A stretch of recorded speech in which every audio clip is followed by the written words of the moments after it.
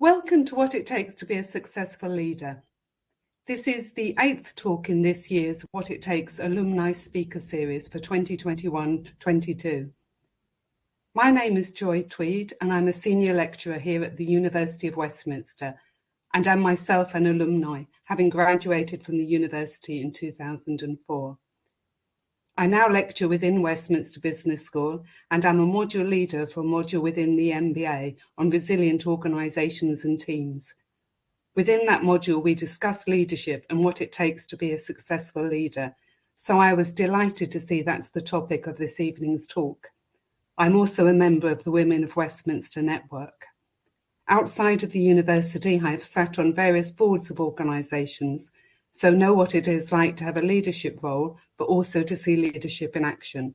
And I have seen some very good executive leaders and learnt from them.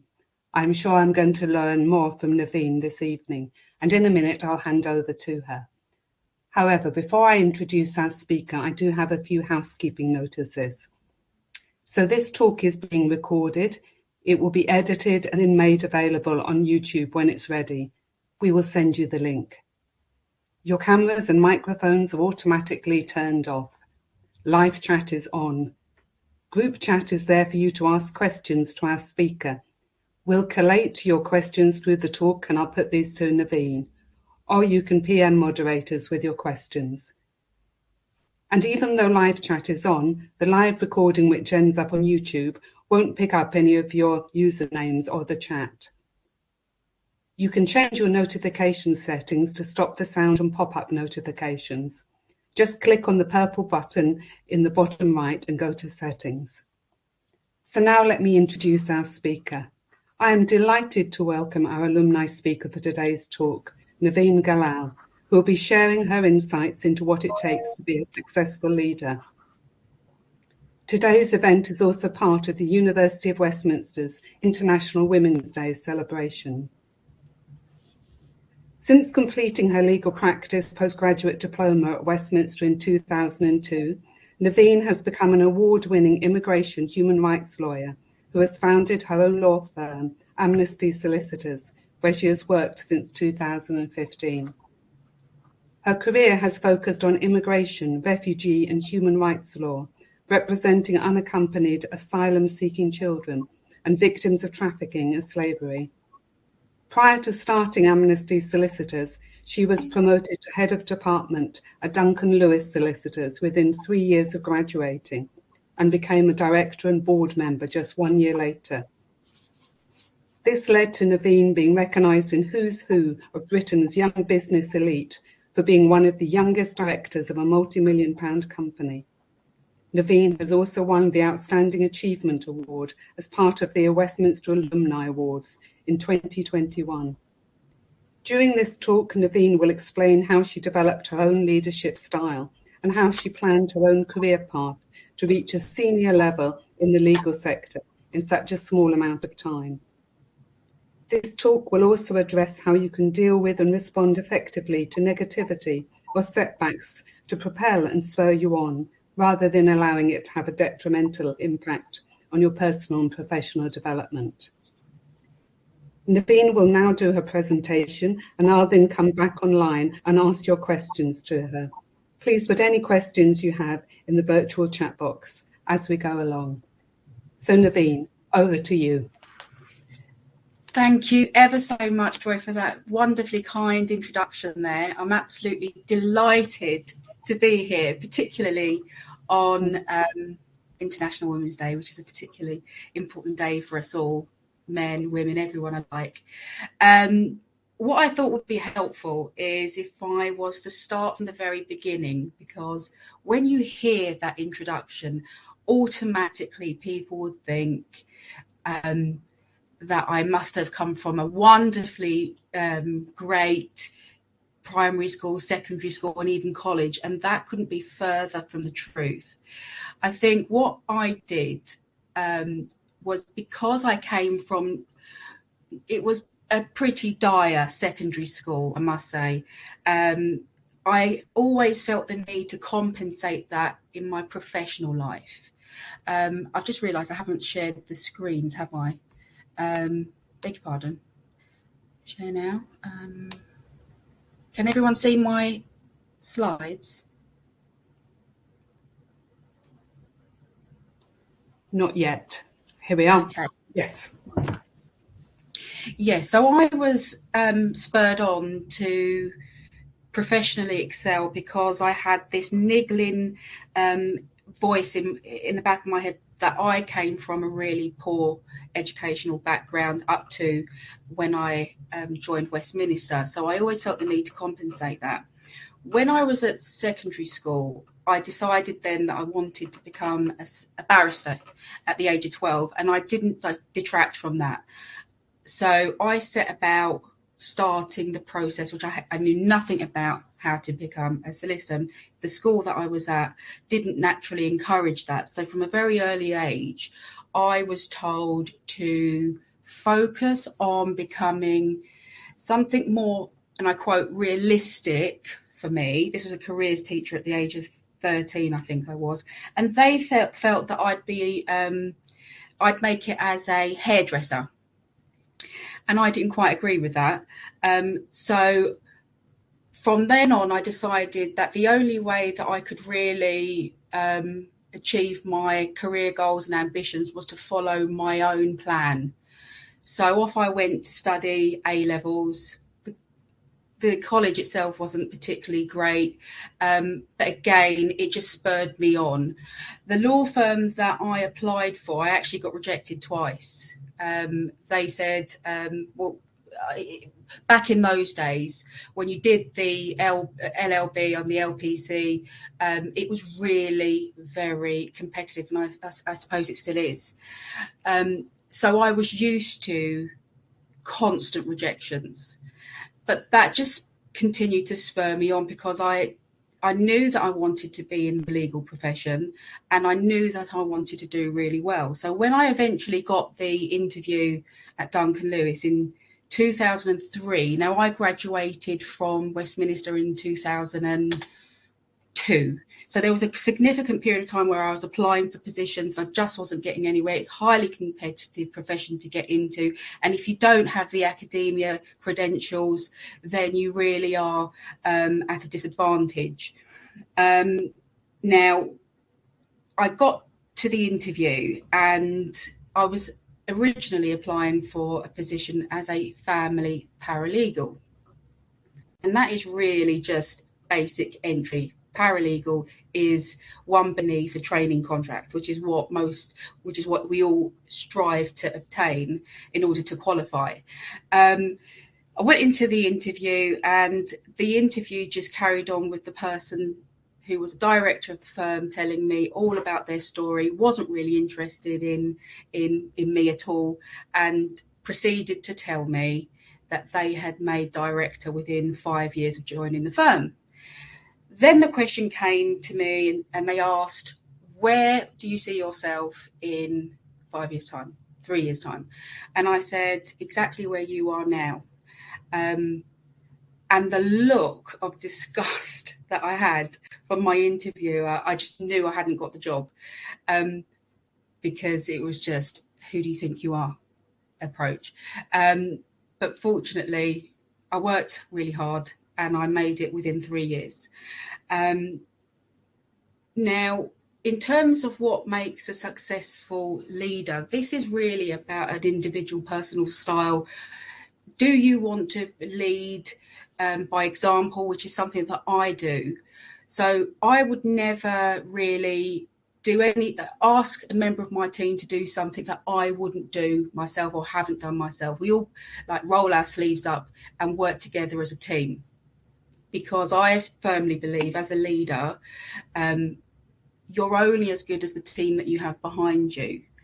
I would never want to be the kind of leader that you're the reason why someone dreads coming into work of a day, and that I've been there. I refer quite often to the 3 E's of empathy, encouragement, and empowerment. I have my team who look to me for leadership, particularly because they're in the early starts of their career. And if I treat them in a way that makes them fearful of making a mistake, fearful to approach me, the sheer dread that people have when they're starting off in their career, they're not going to excel. I was fortunate enough that when I got the job at Duncan Lewis, my CEO entrusted me with a role to set up a department very, very quickly after I qualified, because I worked hard for it. I didn't clock watch. I didn't have a sense of entitlement. I really did go in there because I wanted to prove myself that I could make it, despite what everyone else had said to me very early on in my education background. And I did exactly that.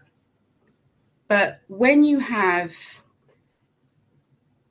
people say to you, you can't do this, you can't make that, be realistic, you have to think, where are they coming from with this? Because ultimately, you know what you're capable of. For anybody else to say you can't do this, you should have been a hairdresser, you should have done this, you shouldn't have studied these subjects, you'll never make it as a solicitor. Well, I'm living proof that you can. You don't have to be part of the 5 a.m. club, reading all of these management and leadership. They're all buzzwords. They are helpful, but ultimately you learn as you go along. Even leaders make mistakes. I make mistakes. My team makes mistakes. And it's just a case of working together and being the kind of leader that you're going to see your team look up to. If you are the kind of egotistical, narcissistic, misogynistic character that, feels that I'm a leader and you need to obey me and you're lucky to have a job, that just is, in my book, the polar opposite of what makes a successful leader. I encourage my junior staff to fulfill all of their ambitions. If they don't know something, I'm happy to impart all of my knowledge. I've always been of the mindset that I'd rather them better than I am. That's a reflection on me. Empower them to go for their goals and to come out of their comfort zones, and empathise with them when they're feeling overwhelmed. If they feel like they've taken too much on, empathise with their particular situation and be approachable. Like I said, in the particular career that I'm in, mistakes really need to be resolved pretty quickly. You can't afford to mess up a client's case, for example. If you have a team member, a junior, who doesn't feel that they can approach you, I think that's a reflection of your leadership skills. That's not to say that everything came easy with me. I qualified and I just went up, up, up.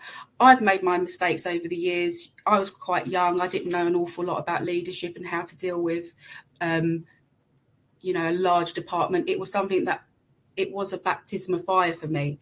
But fortunately, I was able to learn as I go along. Leaders who think that once you've got to the point of being an employer or a leader or a team leader of any kind, that your learning stops there, that's not it.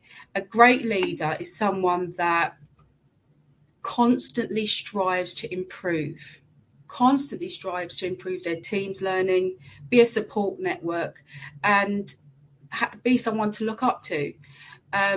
We've all had that supervisor at work who enjoys belittling, enjoys putting people down. The people that talk behind your back, the people that say all these negativity, those are the people that spur me on. I don't allow that negativity to cause imposter syndrome, where no matter what you do that's well, you question your abilities. You think that actually that wasn't really me, that's an imposter. No, that all stems from the insecurities of others who naturally feel that rather than empower and encourage, it's the polar opposite. But I don't allow that to get to me. Resilience, I think, and being thick-skinned is also the key skills that you need to have as a leader. Sometimes you're going to be in charge of performance targets and the pressure's on. You may be responsible for making decisions that could affect somebody's livelihood. Be empathetic in your approach, but also be aware of your role as a leader to lead, produce performance targets, produce results, and striking that balance. You don't have to be one of these people that have an unequal life and work balance. I've been there, I've done that. It doesn't work. Having a fine balance between your day job and your life outside of work also creates a happiness in the workplace that you then enjoy what you're doing. I felt that I needed to compensate from my educational background, and I've got there. That's not to say that I don't have my moments where I question, how did I get that result? That's just natural, but I thrive on it.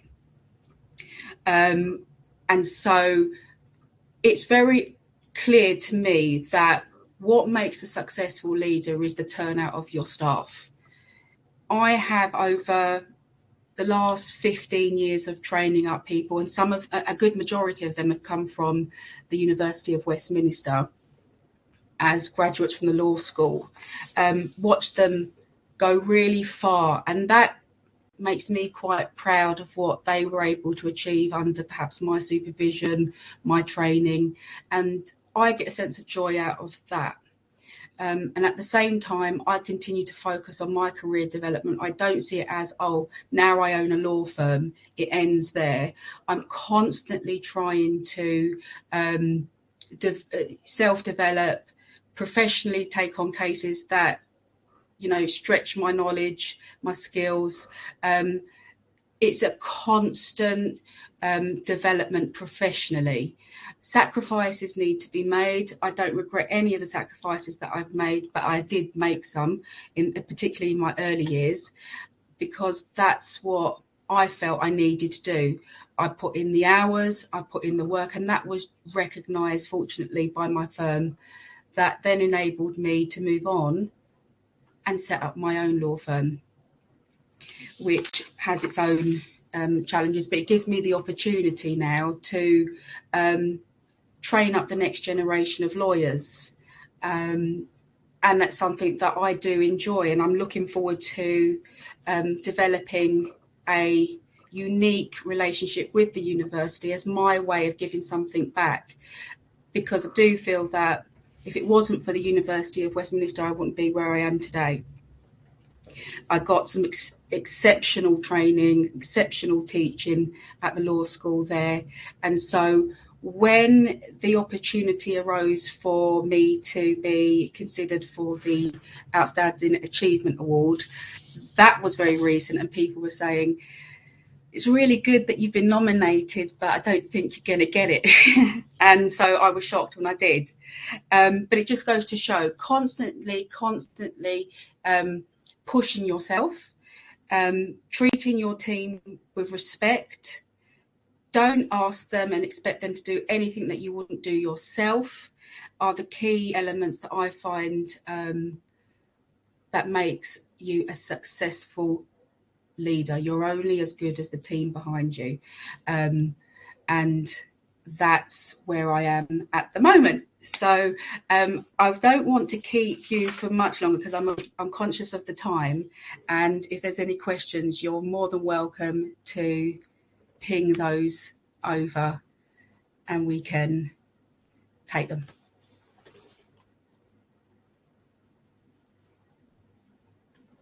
I think that's it.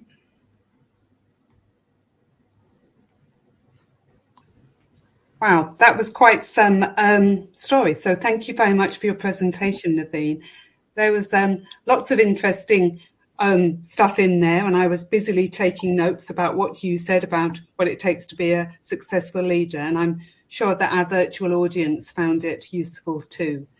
So now we do have some time for some questions, and I think I might start off with one if I can, actually looking I'm going to combine with one of the ones from the audience. So one of those would be, do you have any role models who have particularly inspired you? Yes, I do, as it goes. Her name is Baroness Helena Kennedy, and she is a leading criminal barrister who I became familiar with when I was doing my dissertation on the law degree. She is an expert in human rights law, and she was renowned for representing serious cases of miscarriages of justice, like the Birmingham Six. And I was just enamoured by how well she did at a time when women were not at the forefront in the legal profession. So she has always been my inspiration, and I did my dissertation on the law of provocation, which is what she helped clarify in domestic violence cases where women were provoked to kill their husbands. Yes, I remember that. So if I might also ask, have you ever formally had a mentor or found mentoring to be something helpful to you in your career? Yes, I did. I had my supervisor, my very first supervisor, and although he wasn't around for very long, the short time that he did mentor me, he instilled some real qualities that I've taken with me today. He very much led the way that I am now in my leadership skills, which is not to hold someone back. Professionally, it's very easy to say, no, you can't do this, or I don't think you should do that. I think that's beyond your remit, but I never had that. I was fortunate enough to have a supervisor that was willing to entrust me with that. And ultimately, that led to me dealing with cases that I probably wouldn't have dealt with until very much later on in my legal career. And that's what I have with my staff now. So whatever they want to do, I'm willing to support them and encourage them, empower them to do it. Yeah. I really like that emphasis you put on the empowerment, the encouragement, the empathy. Wonderful, those 3 E's. So let me have another look at some of the questions. Okay, so one of those would be, what would you say are the biggest struggles that you've had as a leader? I would say the struggles would have been dealing with performance targets in a large organisation where there are multiple directors, and having to agree on a plan of action, because with so many different personalities on a board, it can be really challenging to get to the resolution. That's the reason why when I left the firm that I trained in after 11 years, and it was a massive firm,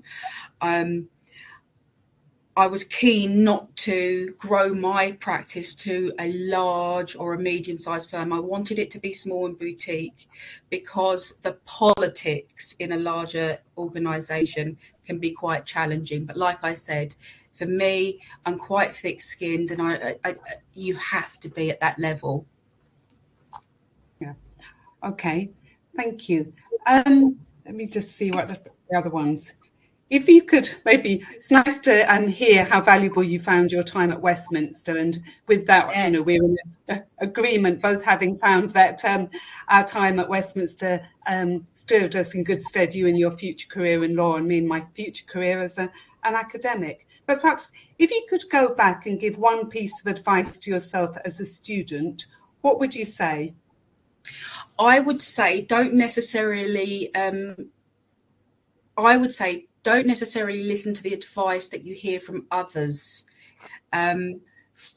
So, for example, when I was studying law, I was told that you needed to have a training contract ready and lined up for when you finish, because if you don't get a training contract within a certain amount of time, you're practically on the scrap heap. That's not right. What I would say is get your foot in the door not just for a law firm, it can apply to any industry that you're going into. Get your foot in the door, even if it's at a junior level, and work your way up. That's how we've always done it.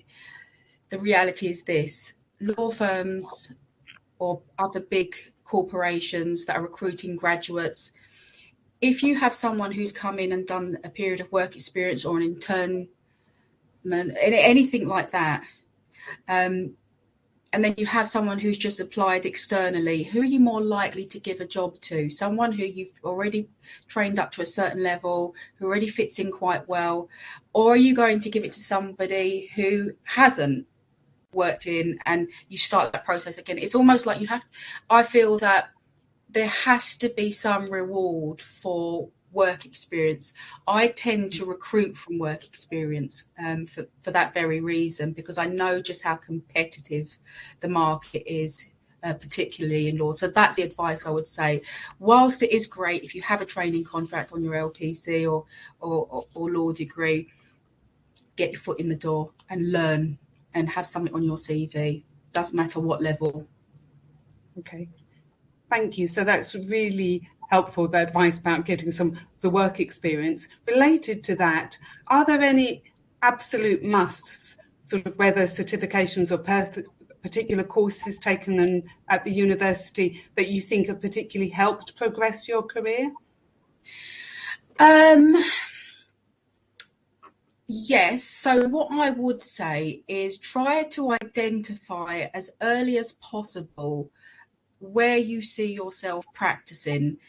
I knew from a very early age and very early into my legal career that I wanted to work within the social justice spectrum of law rather than the commercial areas of contract and all of that. So I chose subjects that I knew would help me in the areas of law. So I studied politics, government and politics. I studied non-law subjects before I went on to my law degree. That was a bit of helpful advice that I was given once. But yeah, so I would say it's important that you study something that you enjoy doing, because if you don't, then you're not likely to do very well in it. And then you end up overcompensating by studying extra hours because it's an area that you don't familiarise yourself well with, and then your other subjects are affected. That's what happened with me anyway. But like I say, you don't have to be someone with exceptional credentials. I have, believe it or not, an F in maths or an E in maths GCSE, and I was told by my head of year, you'd never be a solicitor or a barrister with those marks. Go figure, I am. But again, it's just because I worked my socks off. To get leadership level, you are going to have to work hard. There's no shortcut there, unfortunately. Okay. Thank you. I don't know if we've got any current students listening, but yes, keep them to keep going with all their studying and exams. Okay, thank you. So we've got quite a few more questions coming in. So one from Sophia. What would you recommend for someone who is new to becoming a leader of a global team? What would I recommend? I'd recommend certainly spending time I would say be selective with who you associate in that organisation. So you want to be around people that you're going to learn from. So your peers who may be a few years ahead of you. I spent a lot of my time speaking, getting to know them. Some of them are actually firm friends down the line, but they were a lot older than me. So I was the youngest person on the board at the time. And so I knew nothing except law. I knew nothing about leadership. I knew nothing about human resources. I would say familiarise yourself with employment law, human resources, people management, time management and organisation skills. I know they all sound a bit cliche, but they are really important, because once you've nailed the basics there, then you can just freely concentrate on your own leadership style, what works with your personality. But key personal skills are essential.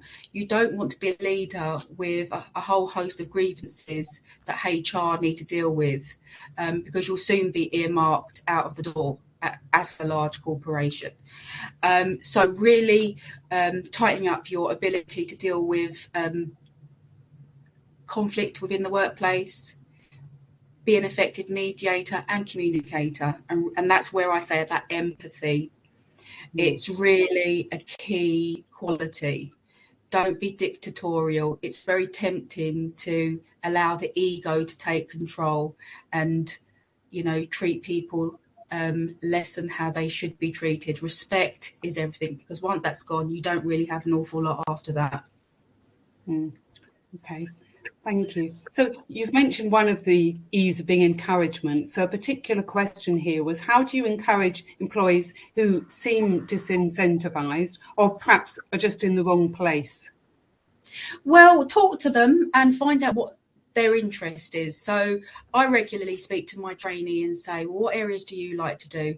And so if she likes a particular area, then I'll say, okay, you go ahead and do that and I'll do this, because everyone's slightly different in what they find interesting. If you are a leader that comes into work and you're seeing kind of demotivated, your staff's going to be demotivated, you know. So that's another key skill, is being able to infuse your team, regular communication, and listen. Hear what they have to say, take their views on board. And because I was afforded that level of responsibility at a very early point in my career, that's something that I pass on to my team. I don't let them think that, oh, you're only a trainee solicitor, so your opinion isn't warranted, you know. And then you slowly see that person, like a butterfly, excel, and that's what I get pleasure of. And then you will just find that the individual enjoys what they do. If after all of that the person is still not really interested, then it's a career change of some kind, or you know, or a rethink, regroup. Yeah. I remember once hearing that expression. I think it was from someone from Timpson, said if they have an employee, you know, just obviously isn't happy there, they, you know, encourage them to seek their happiness elsewhere, which I thought was a lovely, phrase. Okay. Sort of related to what you've just been talking about, and it's a specific question here. So what would be in your toolbox for dealing with someone who doesn't just want to be in the company? And the person here says, I'm told I'm inheriting someone who has to be micromanaged, and I don't know anyone who wants to be micromanaged. So you've already talked a little bit about listening to them and finding something which they really interest them in. Anything else in your toolbox that you could offer? Time. You'll be surprised. Not an awful lot of people need to be micromanaged. So that would be one of my first questions. Why do they need to be micromanaged? It could be just a case of a personality clash with supervision. And as a leader, it'd be your job to come in and sit with both individuals separately, work out what the issue is, and get to the root cause of why does that person need to be micromanaged. When that person feels, and learning is a different pace for each person. Maybe they need to be micromanaged because they have anxieties. They might have other personal reasons that just levels them not at the same pace as somebody else. But if you give them the time, respect, empathy, encouragement, all of that, you'll be so surprised. Like I said, I have supervised teams, departments that were like 40 individuals, and not all of them were at the same pace. You have really exceptionally bright, you have people that are a little bit of a more slow burner, but as long as you have a happy workplace and you can afford that person's time. If you're a leader who just doesn't give anyone any time, not a good leader. But again, assess the situation. It could be that the person doesn't enjoy what they're doing. Find out what they do and allocate work on that basis. Okay, thank you. So going back to a more sort of general question here, was becoming a lawyer your first interest, or did any other profession appeal to you during your degree? I think you mentioned politics. Did you ever think of being a politician? No, I would make a very good one. I've always wanted to be a solicitor. Well, it started off as a barrister, and that, like I say, is the only time I detracted from my plan. I executed my education, professional development very much like a business would with a business plan. I had my objectives, my aims, and how I was going to achieve it within a set time frame. I was 12 when I knew I wanted to be in the legal profession. I happened to watch something called LA Law, which is the equivalent of Suits. And I can assure you, my legal practice was far from the swanky offices of LA Law, but that's what really got me into the idea of being a solicitor. And like I said, the only thing that changed was, instead of becoming a barrister in family, I ended up becoming a solicitor in immigration and human rights, and it's not a decision I regret. I am so impressed with how organised you were in terms of like planning your career. But you also mentioned earlier there was a period after you just graduated. You didn't walk straight into that first job. I think you mentioned there was a time when you had to wait. Did you ever doubt to yourself or think, hang on, have I got this wrong? What kept you going through that difficult time? Yes, I did. I did doubt myself, and it was almost a daily, because in those days, it wasn't really email applications. We had to fill out an application form, which could take quite a long time, post them in an envelope, send them off, and I sent off hundreds of applications. And it just got to a point where no interviews were coming in. I was routine, I'd say 150 times at best from the entire year. So I started applying for positions when I started in 2001 right up until I finished, and it was just rejection after rejection.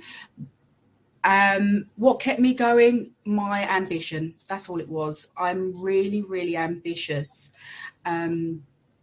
So I just knew that I wanted to do nothing other than become a solicitor. And so I just kept going, even when I was rejected once. Well, the first time I was rejected at Duncan Lewis, and the second time I went for the interview and I hadn't heard anything for nearly 2 months, so I just assumed I hadn't got it. And then when I got the phone call, they said, please let you know you've been successful and you start in the immigration department.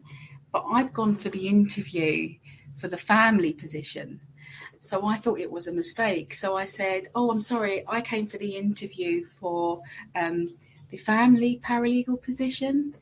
And I got, do you want the job or not? Yes. And that was it. And I started from there. So I entered that law firm at the very bottom of the rung of the ladder, and I worked my way up, because I was just very, very grateful that after so many rejections they gave me that opportunity. Mm-hmm. As a matter of interest, did you ever see those people who had interviewed you, those who had given you that look when you had said, I'm going to be sitting where you are in 5 years' time? Yes, because she was on the board of directors. And strangely enough, she was really nice to me after that. She must have thought I was slightly deluded, which looking back I probably was, with a combination of naivety. But it was just what I believed at the time. I really, really wanted to do well. That's where it all came from. I really wanted to do well professionally, because I did come from a really poor secondary school. And as for my college education, so my name isn't typically what a lot of people would associate when they see me.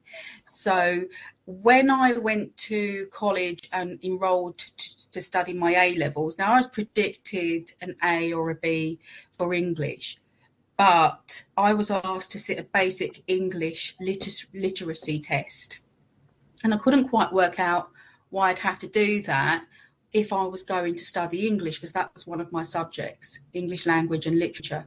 And with my predicted grades, it didn't make sense that I was looking at a picture of a park and I had to write what I saw.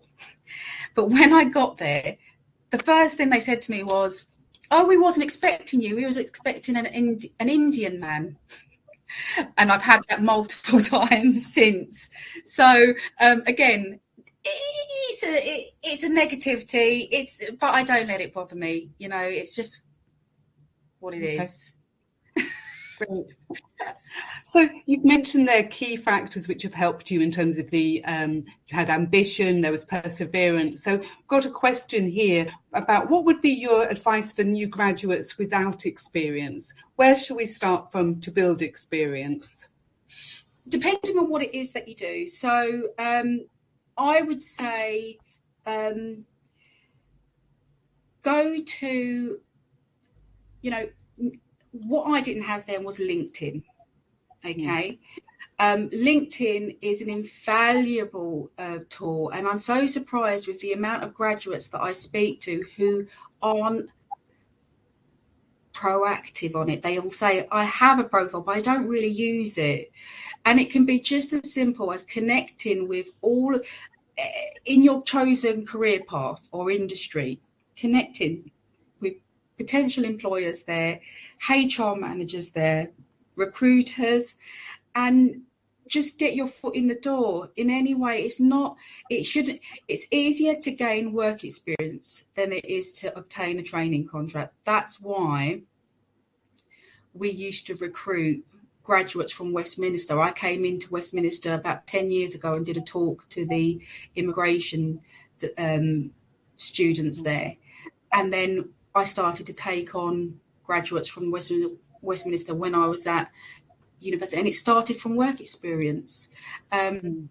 Use LinkedIn, connect with people that you know would be helpful, and it should be a lot easier than it was when you had back when it was my day, when you had to send off paper applications and hope for the best, or go on Indeed. But yeah. Okay, thank you. So we've got some sort of questions here about time management, and do you have any tips on how to multitask and manage your time effectively? Yes, I do. So always say what you're going to do and do it when you say when you're going to do it. So if I have a particular task that I know is quite I rely on my Outlook, my calendar, my case management system, and I always prioritize in order of importance of deadlines. So with my job, I lodge appeals, I have court deadlines, litigation deadlines, all sorts. And I deal with the most important first, obviously. But to manage that, if, say, a client is expecting a project to be completed by Thursday, and you say, I'll have that done by Thursday, get it done by Wednesday. You know, your client will think, oh, amazing, you're quicker than you said you was. And learn to delegate. Once you're a leader, you should be in that position where you trust your team enough to delegate the tasks that you shouldn't be doing. Leaders shouldn't really be doing admin tasks routinely throughout their day. If you are, you're going to end up with a problem, because leaders have to be doing leadership type tasks in a day. So effective delegation, relying on your diary reminders and prioritizing tasks in order of importance, and just know this is the amount of hours I have in a day and this is how long it's going to take me to do that piece of work. And eventually after time you just get into your natural rhythm and flow. But delegation is key when you hit leadership level. Okay, thank you. So a question, do you have a sort of a typical day, and what might a typical working day look like? And then how do you set boundaries within your job? I think you said that earlier when you were in your talk about making sure there was work time and out of work time. Yes. Yeah. So it's really, especially in the work that I do, it's really easy to fall into that mistake of over servicing a client. Okay. And in what I do, the more you over service a client, the more they'll expect. So I would always say that never give a client your personal mobile number for a start, or and think twice about maybe having WhatsApp or anything that has you 24 hours accessible. Set clear boundaries with your clients or your customers, whoever it is, to say I am non-contactable on weekends and after 6:30 Monday to Friday, whatever works with you, and stick to it. If you don't and you let it slip, then you can't really blame a client for them contacting you on a weekend. A typical day with me would start with emails coming in from about 3 in the morning. I will then wake up around 5 and skim through my emails. I'll already by 8 o'clock know what I'm dealing with because it's in my Outlook. So for me, the rule of law is never to miss a deadline. And the best advice that I can give anybody, especially with time management, is never, ever put a deadline on the day of the deadline. I say to my team, if a deadline is on the 25th, that's the cut-off point. Your deadline in your diary needs to be the 22nd. In case anything happens, and someone has to intervene and take over that case, or if there's a mistake that's been made, not that we make mistakes at Amnesty Solicitors, I'm just saying, juniors might be slower, there's time to resolve it without it affecting your client, customer, whoever that may be, or it could be an associate, a professional connection, anything. Never leave deadlines to the exact day. That sounds like a very good, useful, practical sort of tip. Yeah, thank you. So, thinking again about sort of a question relating to your team, what's your way of measuring on and evaluating how you're actually doing with your team? So I sit amongst my team. So I'm not in a secluded office. We have an open plan office, and we regularly speak throughout the day.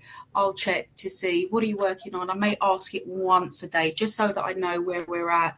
But I tend to supervise as I hear. But I'm fortunate enough because I've invested enough time. I've invested a lot of time at the very beginning in induction and training. And then I talk and I teach as I go along. For me, it's about imparting knowledge, So if something comes up, I'll talk about it. And it's a constant learning day. And then when a case comes up, my trainee already knows about it because we've spoken about it previously or something like that. So I don't leave anybody to guesswork. I do encourage initiative and thinking for themselves. But if they're struggling, they know that they can always approach me. Approachability is absolutely essential. I've had it when I was on my training contract where I had a supervisor that just was not interested, and it was horrible. And I'd never want a member of my staff to feel like that. Okay, thank you. So maybe, what is the best advice you've received in your career? So the next question. Can you think of any one piece of advice? Yes, I can. It was, be careful who you trust in the legal profession. And and it's true, because not everyone wants to see you. It's not even just in the legal profession. I think it's in life in general. Not everyone wants to see you succeed, unfortunately. And like I say, that's more of a reflection on those than it is. So when you go to work, it's nice to make friends, but that can't be the priority. When I went and joined Duncan Lewis, I was very young. I was 22. And I didn't have any prior work experience. So it's natural at that age to think everyone's your friend, but it isn't. In reality, if you're looking for leadership level, you want to associate yourself with the people that are going to develop your mind and your experience professionally, that you're going to learn from. And if they become friends at the end of it, that's an added bonus. But really focus on your own professional development at that level, and just, be careful on that side of things. Okay, thank you. So a question now. As an immigration solicitor, what advice do you have for migrants trying to excel in a new environment? In a new environment, professionally, I know quite a few refugees people who entered the UK as refugees, but now in senior levels in the legal profession. So I'm privileged enough to have seen that it's a possibility. And again, these people have worked extremely hard. It's never easy coming from a disadvantaged background, especially when there's so much competition out there. I knew it myself. I knew a lot of the reasons why I wasn't getting the job opportunities that I had at the very beginning was because of my schooling. That did hold me back, but I can't imagine how difficult it must be if you're a former unaccompanied asylum-seeking child, or a dependent of a refugee family who've come and have had to start from the beginning. I've seen it, but I'm pleased to say that some of them are friends who I've worked with, and they're doing very well. Yeah, that's good to hear. So I'd be quite interested, actually, looking back over your career to date, is there anything that stands out that you are particularly proud of that you were able to achieve?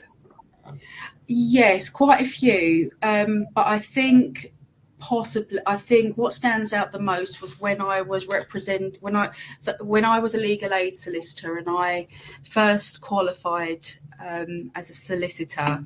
I inherited about 200 cases, and at the time there was this new detention system, which was very much modelled on the Australian system of detention, where in reality you'd have 18 months to 2 years to prepare an asylum application and appeal. This was on a fast track system where you had 7 days, and it was an awful lot of work, and the success rate was between 1% and 3%. And I won 2 within 4 months. It was that led to me to be promoted to set up a department when I was 27. So I was head of my own department about 2 years after I qualified, or a year after I qualified, something like that. So that would be it, and possibly the judicial review cases against the UK government particularly ones that stand out. Yes, and the trafficking work that I've done, representing victims of human trafficking and modern day slavery, really just representing the rights of migrants who couldn't or wouldn't be able to themselves. That's why I went into law. Wow. Okay, thank you. I was going to say, I could probably ask you a lot more. It sounds like a fascinating area of work. Let me go back to see some of the questions that have been actually, and one's related to this in terms of how did you find the area of law that you wanted to work in, and did Westminster help you with this? Well, yes and no. Yes, Westminster did, because they taught me the legal practice course, and back then you couldn't qualify, you couldn't train unless you had completed the legal practice course. I know it's slightly different now. So yes, Westminster got me well and truly on my path, and it was my way of then kind of rebuilding the rather disappointing start to my education. But in terms of the area, like I said, I went in for an interview. It was family law that I was interested in, but I was told to go into the immigration department, which I did. And I'm so glad that I did, because what I enjoy most is the variation of work.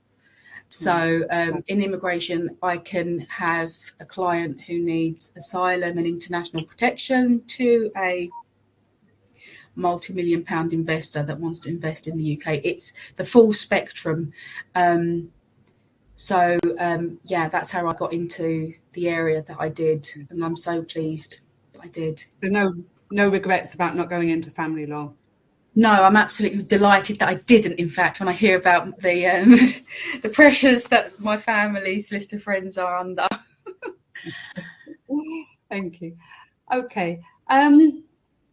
So maybe a follow-up to one of the things we just talked about is someone's interested particularly in the human trafficking sector. Is that something that maybe you could expand on a little bit, or tell us a little bit more about your work in that area? Yes. So where I get involved in that is I represent individuals who have been transported to the UK for the purposes of human trafficking. I don't do as much of it as I used to do, because I'm no longer a legal aid solicitor, but I spent 11 years at Duncan Lewis doing legal. I do have the odd trafficking client at the moment, but I tend to refer those to legal aid firms because it's one of the areas that's still in scope for legal aid. So if you wanted to get into that work, you really need to go to a reputable firm that has a legal aid contract that deals with human trafficking.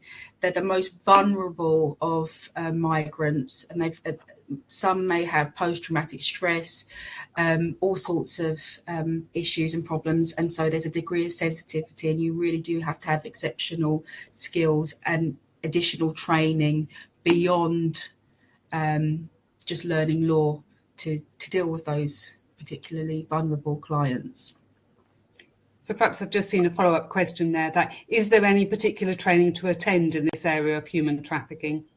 There is, and there's again, things like Twitter and LinkedIn. If you're following the right people, you should, and you register with legal training providers. There's some free training. I think there's one coming up, but they offer, you don't have to be in practice, you can just join them, and they teach you the basics of what human trafficking is, how to identify a possibility of human trafficking, because not a lot of the time, if you think about it, do these victims know that they are in fact a victim of human trafficking.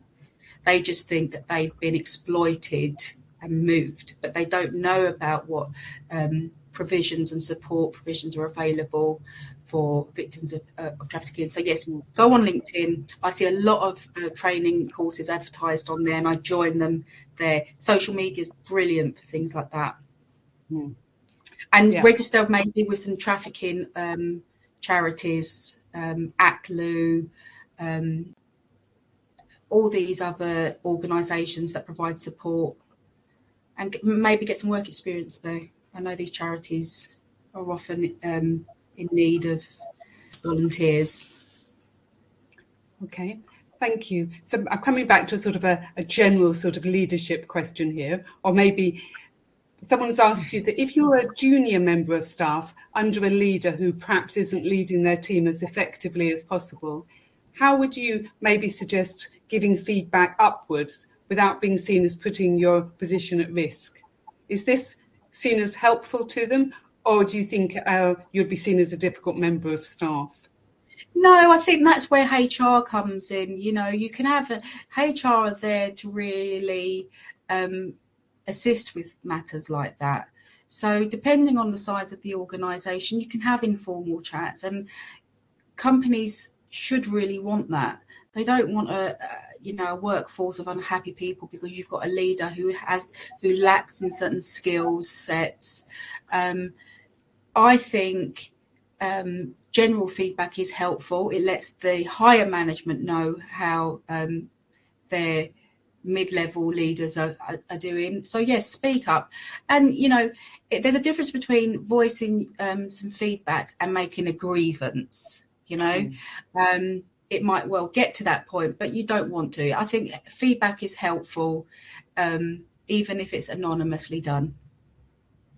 Okay, thank you. Another sort of, I think you've touched on, you've thought of yourself as quite a resilient person. So question, how do you keep yourself confident after a setback? With great difficulty. I'll give myself a certain amount of time, about 30 minutes, to sulk about it, and then I pull my socks up and get with reality and realise that actually you just got to get on with it. If you allow things to manifest, it can cause anxiety, it can cause depression, and that's not what it's about. You've gone into your profession to do and enjoy what you do. It's not a utopia. There are days when, we're fed up, or a case hasn't gone the way it has, or a sale may not have gone through. Key is to allow yourself the time to process that negative emotion and then accept it for what it is and turn it positively. Do something that you enjoy doing in your day. Take your mind off of it. Meet someone for a coffee. Listen to some mindful meditation. Whatever it is that helps you, do it. It's not bad. Remember, not everyone goes into work happy, clappy and cheerful. There are always setbacks. There are cases that I think I'm going to win, might not win, or vice versa.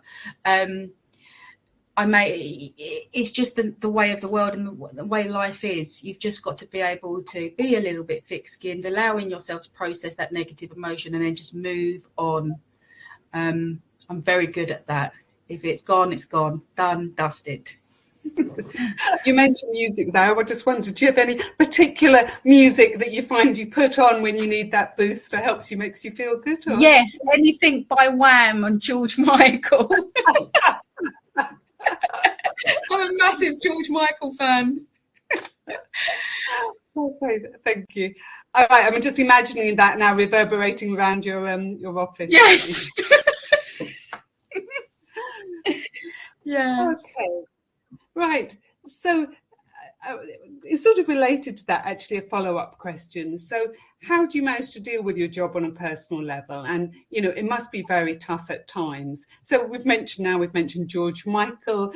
I know you earlier mentioned boundaries. Yeah. Yeah, really do. When you're going for the leadership level in your career, your time is not your own. You're no longer just responsible for yourself. You're responsible for a team, and like I say, the happiness of your team is going to ultimately dictate how well your team does. So it's really important that in your spare time you do whatever it is that you find enjoyable, because life is very short. And we are in a fortunate position. There's a lot of negativity in the world internationally, and COVID has caused a massive impact on people's mental health. So I find whatever it is that I enjoy doing that's completely switches myself off from work, I do. And just have that time. It's really, really important. Otherwise, you'll just have executive burnout. And that's not pleasant. No. Okay. Thank you. So we're coming towards the end of our questions. So I've got just a couple more. Are there any regrets about things that you didn't do or haven't done? Do you have any? Are you someone who has regrets? No, but I do. If I was to have one regret, it would be not going to work for Reprieve or the Innocent Project, because I am massively passionate about miscarriages of justice cases and those who are wrongly executed internationally. So if I had my time again, I probably would have explored that. But again, that's by the by, because I have had a really successful career very early on in. So you can't have it all, unfortunately. No. But yeah, I'd love to have done that. Okay, so I think coming towards the end then, maybe it's International Women's Day, and we haven't concentrated particularly on, sort of wider gender issues, but what would International Women's Day mean to you? Or is there anything particular you might want to say about women in leadership? Or Yes, I would say, forget about this glass ceiling. I am living proof that you can do very, very well. It wasn't easy. I didn't, like I say, come from a background that made it a walk in the park. I'm not of a gender that, everything just happens so naturally and easy. There are always, stereotypical views being made. I remember one time I walked into a board meeting and one chap said, "All you need is a fluffy dog in your bag," and I just thought, really? So yes, really be inspired. If I can be anything, I hope I'm inspirational in that sense. I do believe you can do anything you put your mind to and work hard at. I am a firm believer of that. There are people out there that will put you down. They will talk about you behind your back, but see those people as the impetus you need to excel, because you're doing something right if there's people talking about you and you're succeeding. So I take that as a really fine compliment. Everyone is uniquely amazing in their own way. Identify as much as you can in your own self-development, because ultimately I am my own worst critic, so I don't really care too much about other people, the weight of other people's opinions. If you're focused enough, ambitious enough and dedicated enough, there's nothing that you can't achieve. Okay, I think that's actually quite a brilliant point to leave it on, isn't it? I think I certainly feel inspired. So we've had very, very positive messages in the chat as well from people just saying how inspiring it's been. So thank you very much indeed. I'm just going to look to my moderators just to check there's nothing else that I should be doing or saying. Otherwise, I think it's been a very good evening. So I really do appreciate, all the time that you've given up and being so engaging and being so enjoyable. I think before we leave, we have to have a short evaluation survey, which I think the moderators will put in the chat box. And we will also be able to email people the link to the YouTube recording. The next event in the series will be the What It Takes to Succeed in the Media Industry, taking place on Tuesday, 15th of March from 6:30 p.m. But again, what a brilliant evening. Thank you. It's been a wonderful end to my International Women's Day, and I've thoroughly enjoyed talking to you. More messages from you. Great evening. Thank you ever so much indeed. Thank you. Thank you very much. Right. Thank you. Bye-bye. Bye-bye.